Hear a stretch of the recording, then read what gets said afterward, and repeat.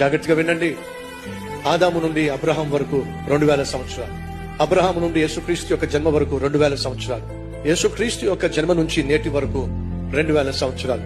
మొత్తం కలిపి 2+2+2 మొత్తం వినండి 6000 సంవత్సరాలు. బైబిల్ సెలవిస్తుంది, పేతురు రాసిన పత్రిక 3వ అధ్యాయము మనం చదివినటువంటి 8వ వచనంలో ఏముంది? దేవుడి దృష్టిలో ఒక దినము ఏమిటట? 1000 సంవత్సరాలు. ఇప్పుడు 6000 సంవత్సరాలు ఈక్వల్ టు దేవుడికి దృష్టిలో ఎన్ని దినాలు చెప్పండి? 6 దినాలు. 6 దినాలు ముగిసిపోయినాయి అనుకోండి. దేవుడు 7వ రోజున పని చేశాడా? పని చేయాలి. 7వ రోజు ఏమిటట? విశ్రాంతి. అనగా ఎన్ని సంవత్సరాలు గడిచిపోయినాయి? 6000 సంవత్సరాలు, అనగా 6 దినములు గడిచిపోయినాయి. అండ్ అర్థం తెలుసా? 6 రోజులు గడిచిపోయినాయి.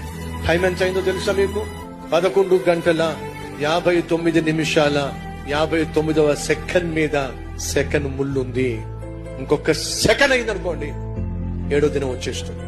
సహోదరులు సహోదరులు, చివరి గడియలో మనం ఉన్నాం, చివరి నిమిషంలో మనం ఉన్నాం, చివరి సెకండ్ లో మనం ఉన్నాం. ఏ క్షణమైనా యేసుక్రీస్తు వచ్చేస్తాడు. కాబట్టి మనం సిద్ధంగా ఉండాలి. ఈ వాస్తవాన్ని